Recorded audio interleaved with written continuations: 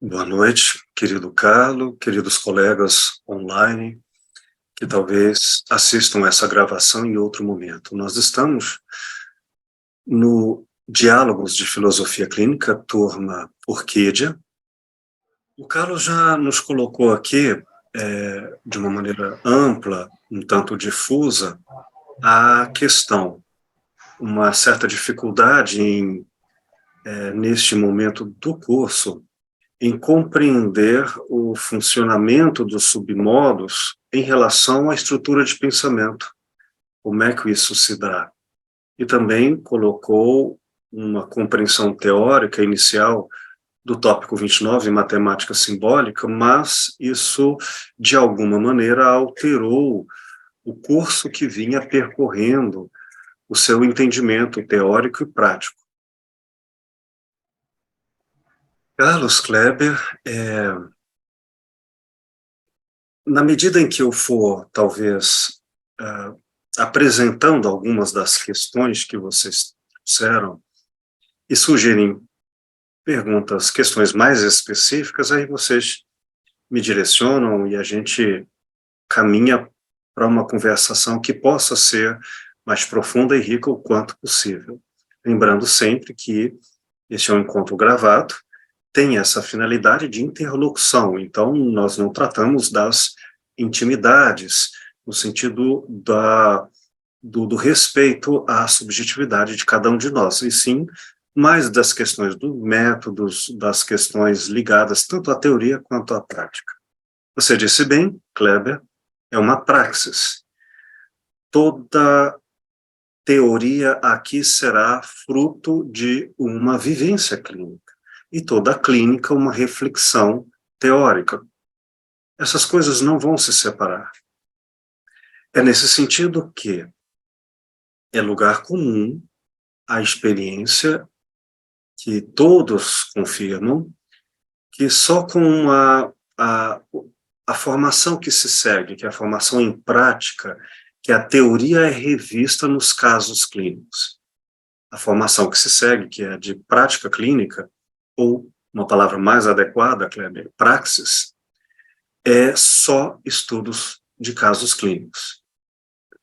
Tanto nas vivências do terapeuta para consigo, nas chamadas clínicas didáticas, quanto a do estudante, né, filósofo clínico em formação, em estágio, em seus atendimentos. E tudo isso é sempre acompanhado de muita conversação. O saber que não sabemos não é visto aqui como uma maldição, mas como o que vai nos impedir da arrogância dos pré-julgamentos que costumam ser tanto mais fáceis quanto mais falsos, na medida em que o discurso fica facilitado. Quando a gente começa a falar com muita facilidade do que é infinito, do que é artesanal, sem ter que trazer sempre casos concretos, corremos sim o risco de ser um saber equivocado. Então, tudo bem, essa certa angústia, que também pode ser traduzido como uma experiência de humildade diante do outro. Tudo bem. Mas vamos agora a essa questão que foi tocada, a matemática simbólica. Vamos usar uma metáfora, como o zoom, que pelo touch, nas telas digitais, a gente vendo um panorama, quando querendo especificamente dar foco a um ponto, a gente amplia e aprofunda, e nesse sentido a gente pode migrar dessa visão do sistema, da visão, melhor, ecossistêmica, em que o eu está conjugado a uma estrutura de inter-relações de várias outras pessoas com o mundo em torno. Esse ecossistema complexo, estrutural, é o mundo da vida, que a gente sempre vê com a complexidade. E o princípio da incerteza, não mais, repito, como maldito, mas como bem-vindo. É bom mantermos este eu vejo, mas sei que é infinito. No entanto, na medida em que vamos colhendo pela historicidade os tópicos importantes e determinantes que vão se destacando pela predominância enquanto tendências existenciais. Os problemas dos mais diversos que enfrentamos na vida, costumamos fazê-lo com um jeito tão próprio que acaba se revelando essa identidade. É uma identidade enquanto não é a essência do outro, mas é um mapeamento que nos permite dar uma espécie de direção, de conhecimento, para que nos aponte onde vamos encontrar o outro, quando, em que características, para cuidar dele em sua estrada de vida. Nesse sentido, que os tópicos que vão se revelando como importantes ou determinantes em uma estrutura de pensamento formam uma espécie de amálgama, e com eles a gente vai constantemente fazendo um foco neles, atendendo pontualidades, compreendendo especificamente os fenômenos, a especificidade de cada demanda, lembrando que cada um dos tópicos importantes ou determinantes, cada um deles tem que ser revistos na dinâmica da vida pelos 5 exames categoriais. Então, digamos que encontremos uma pessoa cujo tópico 22, papel existencial, é determinante.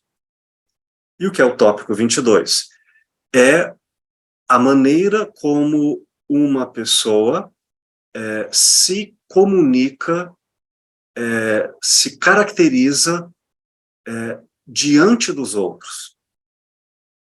Assim como podemos falar em profissões, podemos falar em papéis como maternidade ou de sexualidade, essas características amplas que são reconhecidas em várias outras pessoas, muitas delas em comum, por exemplo, somos igualmente aqui professores. Esse título social, esse título de interseção que temos em comum, quando ele está na nossa historicidade pessoal, quando ele está diante de um problema do assunto último, vamos à categoria assunto. O que é assunto último? São basicamente os problemas ou as demandas em clínica que convocam as forças existenciais de alguém e que nós precisamos cuidar para que elas permaneçam ou se tornem autênticas. E assim, cuidar para que, uma vez inautênticas, elas sejam reajustadas para o jeito próprio de cada pessoa. Esse trabalho, que é localizado como assunto último, na medida em que o papel existencial é importante, nós vamos encontrar com facilidade os grandes dramas da existência de uma pessoa com esse tópico determinante no assunto último. Provavelmente, para quem tem o tópico 22, papel existencial muito importante, é com ele e através dele que as questões fundamentais da vida vão se apresentar. Então, eu não posso me desaperceber em estudar com ênfase esse tópico. Quando eu faço isso através das outras categorias, quer dizer, em que circunstâncias mais específicas, mais pontuais, se dão os problemas deste... Eu estou usando agora esse exemplo, né? Desse papel existencial de professor. Por exemplo, nós encontramos muitos problemas na profissão de professor. Quando a profissão de professor está no nível identitário, ela diz, eu sou professor. Eu não apenas estou, Mas é claro, há momentos em que não é este o papel que se revela na conversação, nas interações, mas está aí, através deste papel existencial, professor, no exemplo que eu estou dando, o modo como uma pessoa precisa atuar no mundo para ela ser ela. E aí, isso vai ter dramas e problemas circunstanciados e que vão estar com histórias muito especificamente vinculados a este papel. Salário, local de trabalho, categoria lugar, tempo, em que épocas esse papel existencial está mais fluente, em que épocas ele está menos capaz de cumprir os propósitos em que ele se destina, segundo as suas buscas. E aí entra neste tópico relação. Bom, em relação a uma faculdade X em que eu leciono, eu me sinto mais eu mesmo, porque ser professor lá é ser eu mesmo. Há uma coincidência entre o tópico 22 e o tópico 2, o que acha de si mesmo. Mas ela vai dizer, em relação a outra faculdade, outro lugar de trabalho, outra instituição, eu já sinto que eu estou me traindo, eu estou deixando de ser quem eu sou. Esses específicos mapeamentos e estudos são mais dedicadamente estudados nos tópicos importantes. Bom, está claro até agora? Os tópicos importantes são aqueles que durante toda a existência vão demonstrando efetiva revelação, atuação no mundo. Os problemas que a pessoa destaca como não os que ela sofre da vida, mas o que para ela alteram as suas forças vitais. Uma pessoa pode passar, por exemplo, muita fome, e claro que isso é um sofrimento, mas não necessariamente no nível da identidade dela. Ela pode não se perder de ser quem ela é, apesar das dores que isso implica. Então, eu estou me referindo a problemas existenciais, que não são todos os tipos de problemas, são aqueles vinculados às forças da chamada força de autenticidade, força vital. Quando nós estudamos via os tópicos importantes, nós também reconhecemos que esses tópicos, eles existem com modos específicos de existirem no mundo, de se movimentarem no mundo. E aí, Carlos, estes movimentos específicos que são submetidos ao modo daquela pessoa, chamamos de submodos. Então, vamos a exemplos. Nem sei exatamente que submodos vocês vêm trabalhando já neste momento do curso, mas vamos lá. Por exemplo, roteirizar. Pensemos nesse submodo 16. Licença. Imaginemos, então, que para alguém conseguir ser mais autêntica enquanto seu papel existencial de professor, que para ela é determinante, ela precisa fazer isso com uma ordenação ou diária ou mensal, para e passo, guiando-se o que ela tem que fazer primeiro, o que ela tem que fazer por último, de tal forma que é via roteirizar. E aí tem várias formas de fazer o roteirizar. Também o roteirizar no papel, via semiose escrita, roteirizar pelo discurso, ela vai falando e assim ela vai se ouvindo, muda da semiose escrita para oral. Roteirizar no sensorial. Há pessoas que agendam, tipo, depois do almoço, quando o corpo estiver mais assim, quando estiver mais quente, à noite, ela vai organizando a vida através do corpo. Algumas pessoas até, talvez religiosamente, colocam anéis para sentirem um incômodo e assim fazerem uma marcação física, sensorial, de que elas estão cumprindo etapas, de que elas vão passando de uma ideia para outra através do corpo. Enfim, há várias maneiras. Então, se via roteirizar o tópico importante que estamos usando como exemplo, o papel existencial, se desenvolve, então nós fazemos um casamento entre o tópico e o submodo.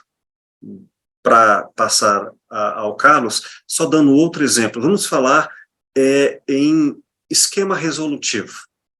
O esquema resolutivo, que é uma compreensão mecânica em que elaboramos, via dicotomização, dois aspectos, ligamos um e outro nas categorias de vantagens e desvantagens, fazemos um cálculo entre o que devemos fazer, o que não devemos fazer, entre as vantagens e desvantagens, para concluirmos, nesse sentido, uma solução que seja vantajosa. Esse esquema calculado, resolutivo, somado ao somado ao roteirizar, faça com que ela encontre como desenvolver os traços mais autênticos do seu papel existencial através de um esquema resolutivo. Então ela diz, olha, para eu ser o melhor professor, primeiro eu tenho que acordar cedo, depois eu tenho que, e por último dormir tarde, e vai escrevendo lá um roteiro. Mas não apenas isso. Ela diz, olha, eu tenho que tirar todas as alimentações que vão me deixar com pensamento confuso, vou ter que fazer mais exercícios físicos, aí eu vou perceber, então além do roteirizar, ela também potencializa esse tópico que para ela é importante, na sua autogenia, na sua configuração, nesse seu mapeamento, para ela também é importante em direção às sensações. E aí, quando ela, por exemplo, ela está trazendo esse esquema resolutivo, ela faz um cálculo, e o que ela tem que fazer, que vai lhe trazer vantagens, o que ela tem que retirar, que vai lhe trazer desvantagens, e vai chegar a modos de operação. Ficou claro esse exemplo prático de submodos, Carlos? Quero ouvi-lo. Professor, não, é que eu fui anotando aqui, Sim. porque eu ia fazer essa pergunta antes do senhor entrar na questão dos submódulos, por isso que eu te interrompi, peço desculpa. Mas, então, assim, para a gente não trazendo para uma questão mais assim, bem mais rasa, né? A gente poderia dizer que o tópico importante, ele seria aquele que acompanha o partilhante. Por exemplo, A própria pessoa, é o modo de nós nós o vermos, de nós percebermos que ele age no mundo, que ele interage, é ele no mundo. É isso que a gente chama de tópico. do tópico importante. Então é a própria pessoa, é a É a forma dela própria pessoa. agir. E De aí o forma submódulo seria o aprofundamento seria a tá. O tópico seria ela e o submódulo seria a forma dela agir, como ela se expressa no mundo. isso, a maneira como ela se viabiliza no mundo. Mas lembremos que submodos não são apenas aqueles modos íntimos de cada um que são necessariamente adequados. Uma pessoa pode usar um submodo inadequado, e percebemos isso em terapia, e ajudá-las a abandonarem esses submodos contraproducentes às forças intrínsecas dela. Por exemplo, digamos que uma pessoa utilize para ser professora, no papel existencial, o submodo informação dirigida, que é, claro, estudar, e tem toda essa competência de teoria para poder ser um bom professor. Só que pega essa receita, esse submodo, informação dirigida, submodo 21, do modo de ser de outras pessoas, e que não cabe a ela. Curiosamente, há pessoas que elas vão dar melhores aulas se elas não pensarem no que vão falar e deixarem de ser mais criativas. Estudam, se preparam, se qualificam, mas no momento de exercer o papel existencial de professor, elas abandonam os livros, os discursos e são mais intuitivas. Outras, ao contrário, seguindo o roteiro do conhecimento direcionado, tal qual estava no livro ou num programa. É nesse sentido que nós vamos pesquisar na historicidade quais são os submodos autênticos e os inautênticos. Quais são os submodos que são subjetivamente produtivos à riqueza existencial dela e quais são os contraproducentes ao que lhe é mais autêntico. Ficou claro? Mais claro? Sim, agora. Professor, Sim. tem algo que eu lembro que o professor Cadu. Obrigado, Carlos, desculpa. Tem algo que o professor Cadu, ele falou durante nossos vários encontros por esses meses anteriores, quando ele foi mostrar para a gente essa praxis, né, de como aplicar, né, os modos, né, e os submodos, cada um dos tópicos, né, e os submodos, né, na nossa praxis junto com o partilhante, né? E aí ele foi dizendo, né, que realmente não foi, é isso que o senhor acabou de dizer, né, não foi do dia para a noite, e é uma praxis, né, e que ele tem uns caderninhos onde ele vai fazendo, né, esse movimento, né, de percepção, e aí ele conhecendo a teoria, né, nesse sentido, essa teoria da análise, né, dessa reflexão que a gente faz, sempre se perguntando, sempre voltando para cada um desses tópicos com questionamento a partir do próprio partilhante, né, é que a gente vai conseguir, né, chegar a algum desenho, né, mais fiel, talvez, dessa historicidade. Entendeu Né? bem? Entendeu bem. Então, realmente, o que o professor Cadu colocou para a gente não é um exercício fácil, é muito complexo, porque como o senhor acabou de dizer também, esses tópicos, eles, na historicidade, né, do partilhante, eles estão integrados, né?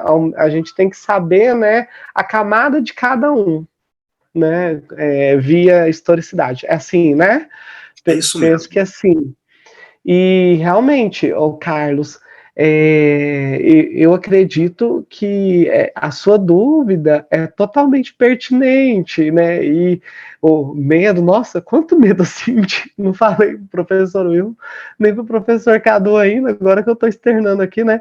Mas quanto, não é medo, receio, na verdade, né? Medo a gente receio, na verdade, né, de não atingir, de não conseguir, né, eu fiquei nessa caminhada.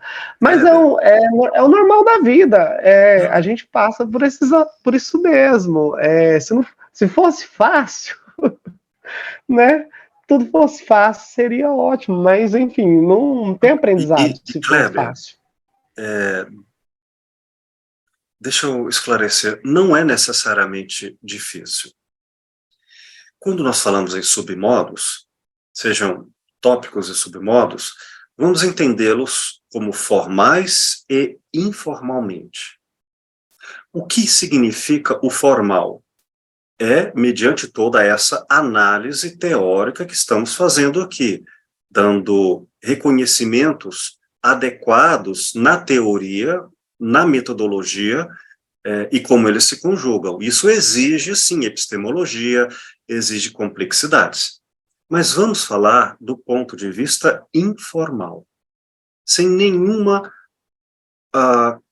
sofisticação do discurso, porém, com toda a gigantesca intuição prática que todos nós somos profundamente capazes, que é quando, sem sabermos explicar o porquê, por exemplo, podemos descrever com profundidade e conhecimento, talvez, algumas pessoas. Ah, eu conheço minha mãe. Ah, eu conheço fulano que trabalha comigo. E descreve bem a pessoa. O que lhe importa, o que lhe fere, o que lhe magoa, o que lhe fortalece. Sabe muito bem que, às vezes, coisas aparentemente simples vão ser ricamente bem vistas e fortalecedoras em dramas difíceis que ela passaria. E isso nós sabemos sem dar nomes de tópicos e submodos. Significa que já estão na nossa capacidade ética e epistemológica. O que eu estou tornando aqui é discurso teoricamente adequado. Nesse sentido, é preciso esclarecer, falando a propósito em papel existencial. Não necessariamente um bom professor de filosofia clínica será um bom clínico. Aliás, isso não é comum. O bom clínico, um bom filósofo clínico é aquela pessoa que está efetivamente diante do outro, que não é um objeto teórico e não vem para fazer estudos teóricos de filosofia clínica. Ele quer compreender, se for o caso, ou aprender modos, diretos ou indiretos, de se potencializar e enfrentar seus dramas e se alegrar ou encontrar forças para caminhar de forma mais autêntica. E isso nós já somos capazes, se formos atentos, lúcidos e éticos. Então não se preocupem quanto à necessidade do discurso, e sim quanto à clareza e riqueza do método.